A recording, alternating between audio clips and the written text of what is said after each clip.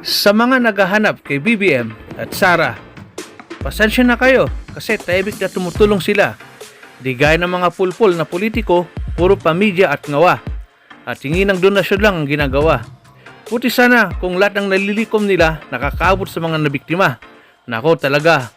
Heto, ayon sa Manila, Philippines, the UNITEAM or Alliance of Political Parties supporting presidential aspirant Ferdinand Bongbong Marcos and Davao City Mayor Sara Duterte Carpio on Sunday donated cash relief goods to Southern Leyte, Butuan City, and Bohol, which battered by Typhoon Odette.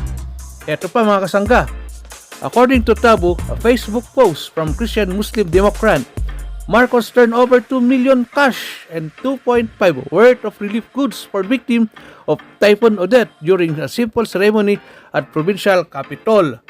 Samantalang, ang mga ibang pulpul na politiko namamalimos pa. Ay nako, sabi nga natin, always action speak louder than words.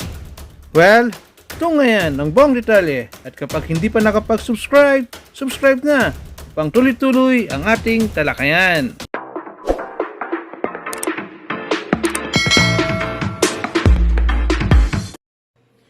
Hello po mga kababayan, kamusta po kayo? So ngayon po, i-update ko kayo ng mga kaganapan, especially the relief operations ng mga presidential aspirants and our government, syempre, dito po sa mga nasalanta ng bagyong si Odette. So, kaninang umaga, mga kababayan, lumipad na rin papuntang Visayas and Mindanao si presidential aspirant Bongbong Marcos as reported by Manila Bulletin. Sabi po rito, Bongbong Marcos flies to Visayas, Mindanao to extend help to Odette victims. Abang si Lomi po, nauna siyang lumipad at nasa pag-inspeksyon, may konting tulong din na dala. Si Bongbong Marcos yung dala, mga kababayan, truck na mga bigas, in other relief goods to the victims of Odette, plus cash donations, mga kababayan. Sabi rito, Presidential aspirant Ferdinand Bongbong Marcos, lumipad siya Visayas in Mindanao kaninang umaga to extend assistance. Marcos first visited Maasin City in Southern Leyte kaninang mga 9:30 in the morning po to turn over 2 million cash and 2.5 million worth of relief goods to the provincial government of Southern Leyte. So ito ang maganda, mga kababayan, kasi sa kanyang paglipad, pagbisita, dala-dala na niya. Diba? Kasi sayang namang ng oras. And we have our government agencies assessing the extent ng destruction. Trabaho yun ng mga government agencies. And here comes a private person, pribadong tao, si Bongbong Marcos, mga kababayan, outright na kapag shell out siya ng cash and in-kind donations. He was assisted by House Majority Leader and Leyte 1st District Representative Martin Romualdez, the campaign manager of his running mate and vice presidential aspirant Inday Sara. Kasama pala si Inday. Si Inday nagpadala din ng team pabuhol, mga kababayan, galing sa city government, composed of nurses, doctors, mga social workers, mga kababayan. Lumarga kanina, lula ng Philippine Airlines. Marcos Jr. was joined by Southern Leyte Governor Damian Mercado and Maasin Mayor Nico Mercado. Then at 11 a.m., the presidential aspirant landed in Butuan City in Mindanao to hand over 7 million worth of cash and goods to victims of Odette. Marami yung binigay niya, no? ni Bongbong Marcos. It's not from, government funds. Galing mismo sa pondo niya, mga kababayan. He was accommodated by Butuan City Mayor Ronnie Vicente Lagnana and Vice Mayor Jose Joboy Aquino II. Sabi niya, we would like to assure our kababayans that help is available. We will work tirelessly until we ensure that all those who need assistance would be given the same, sabi po ni Bongbong Marcos. We also call on local leaders to reach out if they can and coordinate with each other. And it is very important that we focus our relief efforts to areas that mostly need our help. So, importanteng ma-evaluate mga kababayan nila na maayos yung mga lugar na badly hit. Marcos and Duterte Carpio camps jointly called Unity Alliance will also visit Bohol and Cebu provinces. Ay ngayon, nandun na siguro ngayon. Their camp said the two provinces were also hardly hit by Typhoon Odette. We have survived worse typhoons, including Super Typhoon Yolanda, before, and we are currently enduring the pandemic. So I am confident that if we continue to work hand in hand, we will get through this challenge. Sabi naman po ni Congressman Martin Romualdez. So yan po mga kababayan, ang mga balita dito. And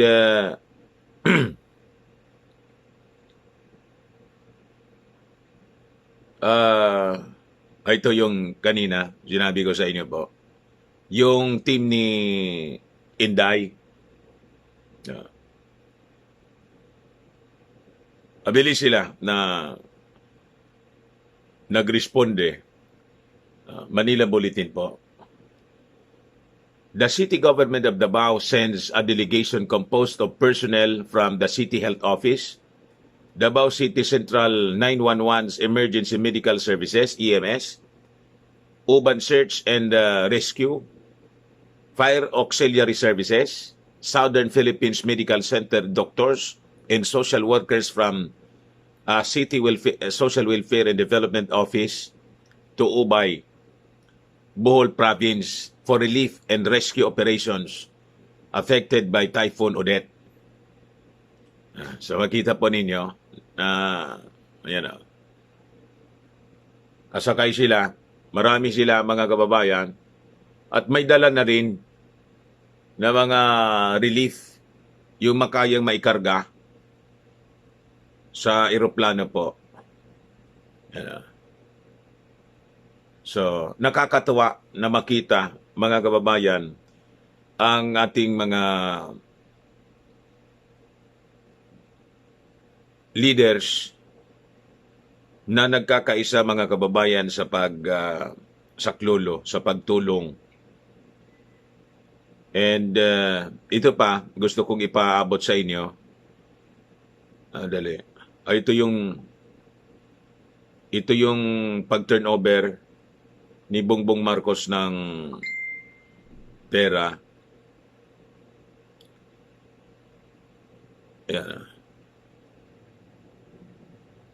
Yan.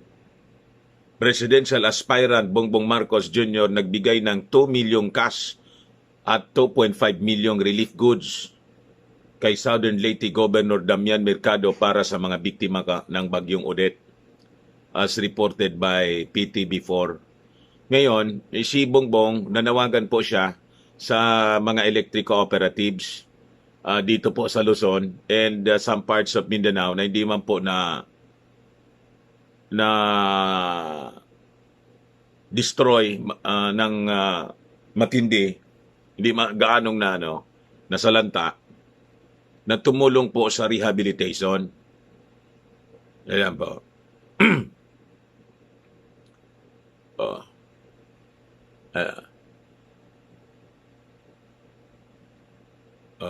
Sabi rito, Bongbong appeals to electric cooperatives to send help to areas affected by Odette. In the immediate restoration of the power supply. Kasi hirap na hirap yung mga tao doon. Siyempre, lahat ng aros, linya ng kuryente, dumapa po. So, matatagalan kung hindi magtulong-tulong yung mga tao. Especially itong restoration po ng electric power supply. In the spirit of unity, sabi po niya, I appeal to all co-ops who were not affected by the onslaught of the typhoon to help in restoring electric power in the areas badly hit by the calamity so we can all have a brighter Christmas. O nga naman po, magpapasko pa naman. According to him, linemen and materials must be sent to the affected areas. He expressed a belief that in times of difficulty, mga kababayan, the Filipino spirit of bayanihan naturally comes out. Totoo po yun. We have been to a lot of challenges as a nation in the past. In each time, our spirit of pagkakaisa and bayanihan keep us together. We will persevere and we will get through this stronger and more unified.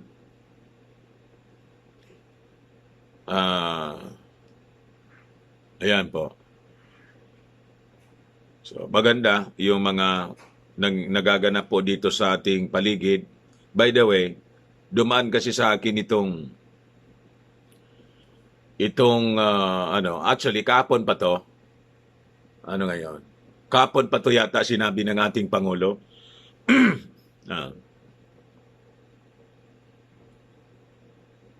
Yan. Nakalimutan ko lang na ipaabot sa inyo. Ngayon, basahin ko lang po sa inyo. Sinupalpal po ni President Digong si Lomi Duterte to Robredo. Give orders on day of typhoon. Kasi gusto niya, hands-on niya dapat yung Pangulo. Lalo na niya sa kasagsagan ng bagyo. Hands-on daw. So, sinagot siya ng ating Pangulo, give orders on day of typhoon. That's why you cannot be president. Tama dito po yung ating Pangulo. Ito kasi pong si Lomi, masyadong assuming. Wala man siyang experience as chief executive, mga kababayan. And siguro hindi ito attend ng mga seminars on disaster management and operation. Kami rito, laging may academy kami rito, mga kababayan. So, Climate Change Academy, the first in the entire country. At yung mga disaster officials from different regions, including from other countries, nagsiseminar po dito sa amin. Kasi dito po kasi, lahat ng uri yata ng calamity, mayroon kami dito. Volcanic eruption, flooding, landslide, bagyo, lindol. Sabi ko sa inyo. So napili kami, mga kababayan, as the center for Climate Change Academy para i-train yung mga tao, including us, na mga broadcasters, para malawak yung ating kaalaman kung kailan dapat tayo gagalaw. So ito, tama itong sinabi ng ating Pangulo. Hindi naman dapat nagbibigay ng order on the day of the... Ang order should be given to your officials before. So kailangan may tamang preparations po. Paparating pa lang mga 5 days. 5 days or yun nga yung pinag-uusapan preemptive palagi po ang dapat na to avoid casualties. And yun tawag doon, the objective, the goal should always be zero casualty. Ganon kami rito po sa Salbay. So we are trained for that in disaster management and operation. So during kasagsagan ng bagyo, dapat yung lahat ng tao, yung crew, hindi man po Superman kahit Pangulo, naka-standby ka na lang, nagmo-monitor ka na lang ng mga kaganapan, nakasecure lahat. Diba? Na-evacuate na yung mga ang orders before dapat natatama. Kasi pag ang order mo ginawa mo, pinagalaw mo yung mga tao mo, na hindi man sila Superman, sa kasagsagan mismo ng pagtama ng bagyo, sabihin ko sa inyo, Lomi, dodoble ang casualty, including yung dapat sumaklolo.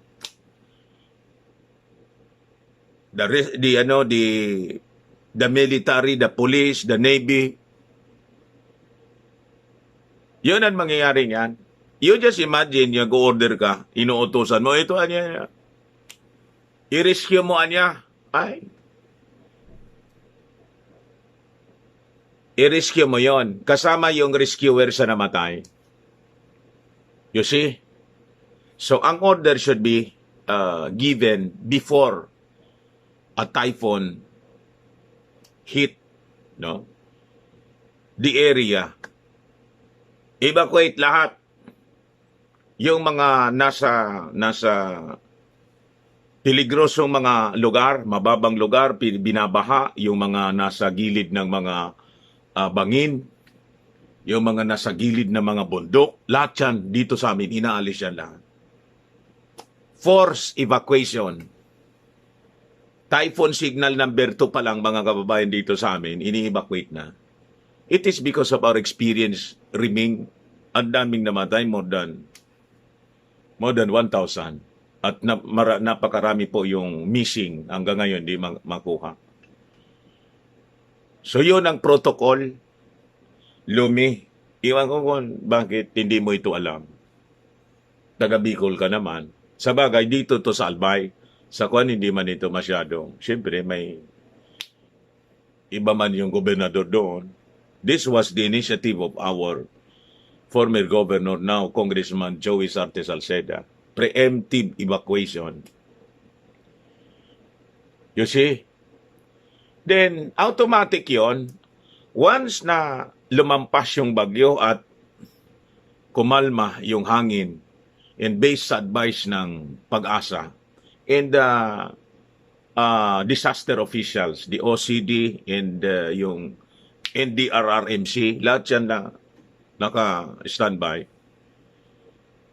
giving updates 24 hours, every 30 minutes may update yon sa media. May media briefing in actual tracking. Pag kumalma na po, doon, automatic wala na yung tulugan. Automatic po yung clearing operations, inspections ng mga lugar kung saan dapat puntahan para yung mga nakahambalang agad-agad mawala. Ganon po yan, Lomi. Naman dito yung ating Pangulo. Hindi ka pwede na maging Pangulo pag ganon ang alam mo. Ilalagay mo sa peligro yung buhay mismo ng mga sundalo, ng mga pulis, ng mga Navy personnel, ng Coast Guard, in all the the rescue teams, the ambulance, etc., ilalagay mo sa peligro. Yan kasi, huwag masyadong assuming.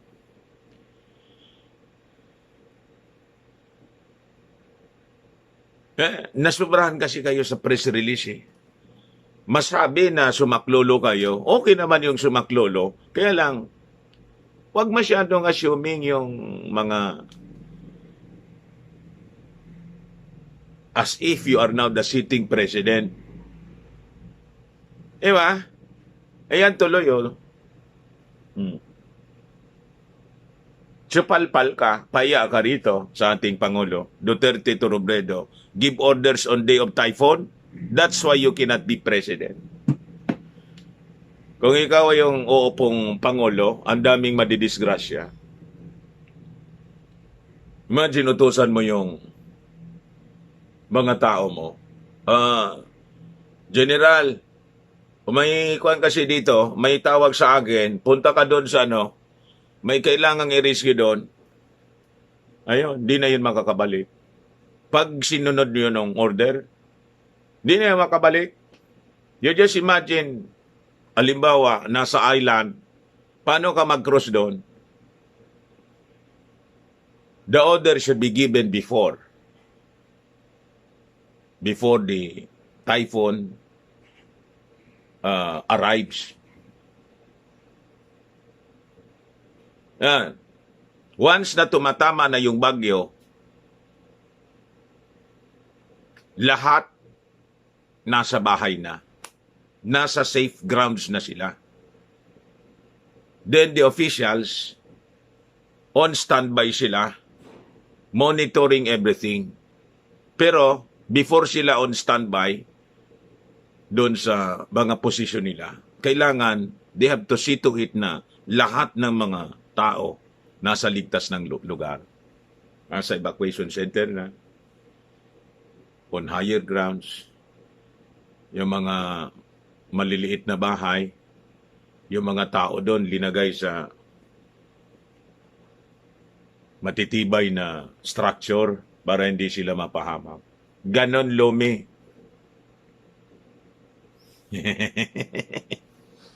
Anyway, mga kababayan, yun man lang po ang gusto nating ipaabot. Paki-subscribe na lang po ng ating YouTube channel, Dante Talks. Ako po si Dante Maravillas. Bye-bye po, mga kababayan. God bless. Well, maraming salamat din, Sir Dante. God bless at mabuhay ka. Well, mga kasangga, alam na this. Baka naman, pwede na mag-like, mag-share, at mag-comment. Diyos Gina, Apo. Hanggang sa muli!